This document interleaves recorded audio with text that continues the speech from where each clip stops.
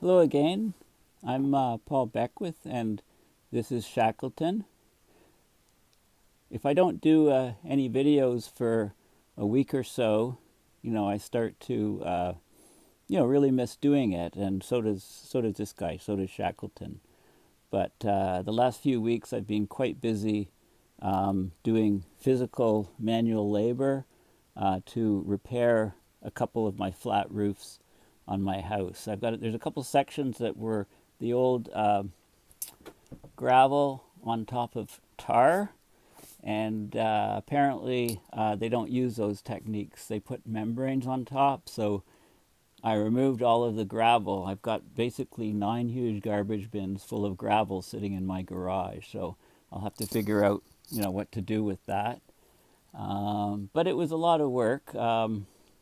I hired this good friend of mine. He runs a company called Croatian Gentleman Roofing. So just one guy, very knowledgeable. I mean, does a great job. But it's one person, so I helped him as much as I could, for basically 2 weeks, and it was just in the nick of time because what we've been getting since then, the work was just finished, and then a few days later we had a large snowstorm, about 20 centimeters of snow or so, and then since then, a few days after that, we had another I don't know, 10 centimeters. But what we're getting, of course, is this.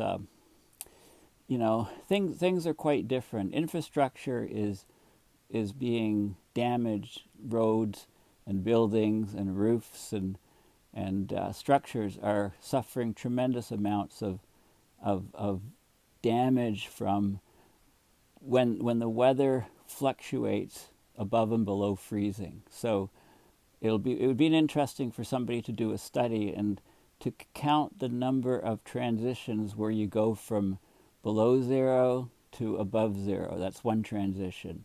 Above zero to below zero. That's 2 transitions.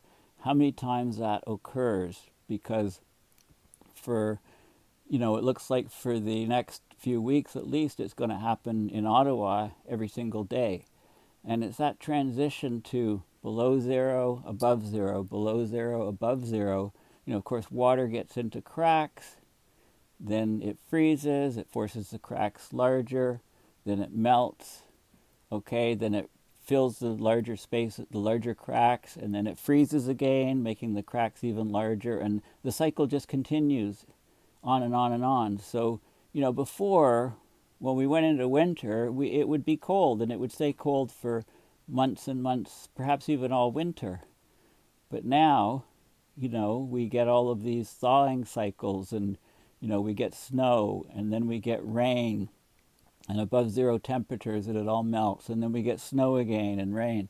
But it seems like almost every day the daily lows are well below zero, the daily highs are well above zero, just day in, day out. And this really, really hammers infrastructure. So, on my flat roof, both of my flat roofs, I had leaks before, so hopefully that problem's been cleared up. But anyway, I've done, it feels good to get out. If you're feeling bummed out about the virus and about other things, find some jobs to do, some physical jobs to do where you get exercise. I mean, one day I've got a fitness tracker.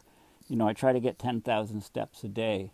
The busiest day when I was going up and down to the roof multiple times, I actually climbed 75 stories that day, according to my fitness tracker, and I did 30,000 steps, basically within my house and on my yard. So that's the sort of thing, and you sleep very well, and you just, it's great it's a great feeling of accomplishment to do those sort of things. Also, I've fallen in love, as I've mentioned before, with Stephen King novels. Each one I read, so the first one I read was Under the Dome, just loved it. Best Stephen King I'd ever read, but that was the only one I'd read. And then I read The Stand, because that was considered his best work, and loved that, so that became my favorite Stephen King, followed by Under the Dome. Then I read Tommyknockers, which became #1, and everything cycled down, the other books. And then I read How to Write. He wrote a book on writing. I found it fascinating. Excellent. And now I'm reading 11/22/63. About the what ifs with the Kennedy assassination, and it's just incredibly written. I mean, he's such a good author. I'm learning so much about writing, and maybe I'll have a go at it myself. I think I should try to. I don't see why I couldn't write a climate change horror. Most of it can just be, well, whether it would be fiction or nonfiction. I guess that's the question. I mean, all of the science and the physical changes, etc., will be nonfiction, the reality, and that's a horror in itself. But I'll interleave it with a story, with characters, etc. Maybe climate scientists struggling to save the world, and that will be the the fiction part of it. So anyway, yeah, I need to read a few more Stephen King books first. So I've been making lots of trips to used bookstores. But anyway, let me continue along the theme of habitability of the Earth, and this is the press release, the article here. Okay, so basically they used an Earth system model, and they found out if we cut, scenario one is if we cut greenhouse gases right now to zero, the Earth would keep warming for centuries. That's scenario two, actually, sorry.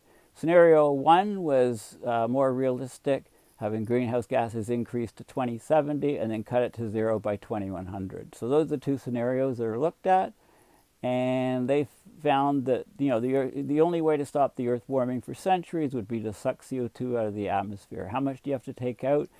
What we're putting in every year, you have to stop putting all that in and take out as much as we're putting in every year.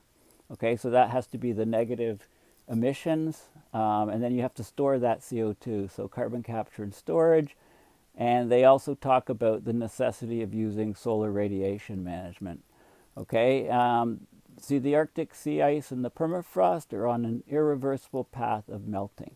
According to the climate model they use, they found out that we passed this point of no return about 50 years ago.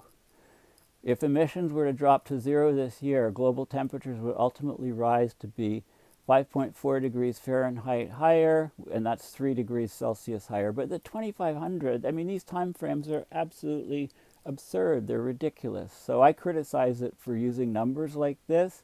Forget it, but let's look at it with, don't pay too much attention to these numbers, but maybe the curves will be similar. You just have to compress the time axes. So they say the tundra will continue to melt over the next 500 years. Again, melting. Tundra doesn't melt, it thaws, irrespective of how quickly humanity cuts its greenhouse gas emissions. Okay, because climate change is a vicious, self-sustaining cycle. As the permafrost thaws, it releases more greenhouse gases like methane and carbon dioxide, and that causes more warming over time. So in order to break that cycle, we have to suck CO2 out of the atmosphere.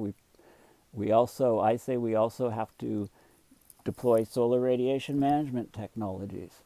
Okay, and they talked about sea level rise and stuff. And again, all those numbers, I've talked about those things. But their model shows that we blew past a climactic point of no return 50 years ago, before much of the public understood the realities of climate change. Okay, so the only way to, last year was the second warmest on record for surface temperatures, the hottest ever for oceans. And so we need to develop the technologies for large-scale removal of greenhouse gases from the atmosphere. That's the carbon dioxide removal and methane removal from the atmosphere. And also we need to figure out ways to block some of the sunlight, so use solar radiation management to buy us time to pull all that CO2 out of the atmosphere. And they found that to prevent further warming after emissions have stopped, we'd have to pull at least 36.5 billion tons. Now notice the 33 gigatons with TONNES versus 36.5 gigatons with TONS. Okay, tons and tons, it's the European versus US. ton. Okay, it's slightly different, so those numbers are slightly different. But we put in about 36 gigatons per year. So we have to bring this to zero and then suck out about the equivalent amount each year. They talk about some of the carbon capture and storage power plants in the U.S., Canada, and Switzerland. 21 commercial scale carbon capture projects operating around the world, 22 more in development, according to Center for Climate and Energy Solutions. Okay, here's some algae. So these are called bioreactors. You put the algae through these clear tubes, the sunlight hits it, causes the algae to grow, pulling CO2 out of the atmosphere. But we need, to scale it up, we need a huge number of these plants. So there's much easier ways to do it. So I'm not very impressed with this paper. Some politicians are talking about carbon capture geoengineering, like one of the 2020 Democratic presidential candidate, Andrew Yang, suggested budgeting $800 million for geoengineering research in the U.S. Okay, and they talk about solar geoengineering, right? Solar radiation management as well. Okay, and is this in the Green New Deal? Okay, it's got to be prioritized in the Green New Deal. So let's look at the paper. This is the paper. It's open access. So just Google the title, and here is the paper here. Okay, so let's just have a look at some of the. So basically, they say that because we're already past a point of no return, that's if we just cut emissions to zero. If we could do it with a magic wand immediately, or if we let it peak by 2030 and then let it drop to zero by 2100, which would be a more realistic case, then we would still have rises for hundreds of years because of declining surface albedo, right? Loss of Arctic sea ice cover, increasing amounts of water vapor in the atmosphere, and it's driven by higher temperatures. Higher temperatures, more evaporation, more water vapor in the air. Okay, powerful greenhouse gas. And then changes in the greenhouse gas, the emissions of methane and CO2, okay, but also emissions from melting permafrost, thawing permafrost. Okay, so there's a lot of, they used a model, an Earth system climate model, to do and I'll just show you some of the results. Okay, so scenario 1, let emissions peak, let them peak at about 2070 or so, and then bring them to zero by 2100, so that's the solid line. Or the scenario 2 is drop them to zero immediately this year and let them continue. So this is, obviously we can't do this. This would be maybe doable.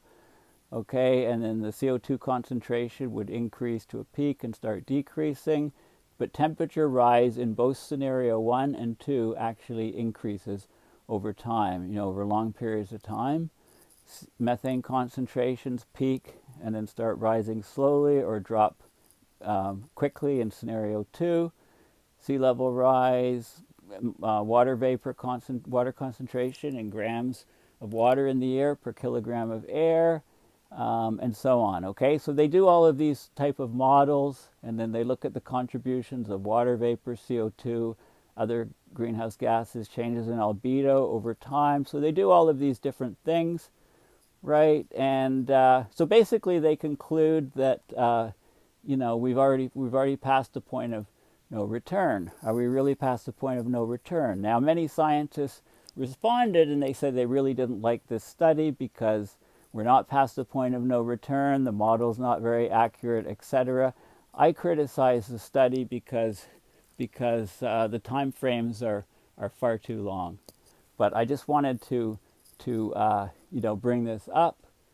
Okay, so it's the end of the world as we know it or not. This is a good article that you might want to read about it. It talks about, of course, the REM song, It's the End of the World as We Know It. And it talks about some of the criticisms that scientists have of the report, but I think it's a lot worse. I criticize it because I think it's a lot worse than it's portrayed as. Anyway, thank you for listening.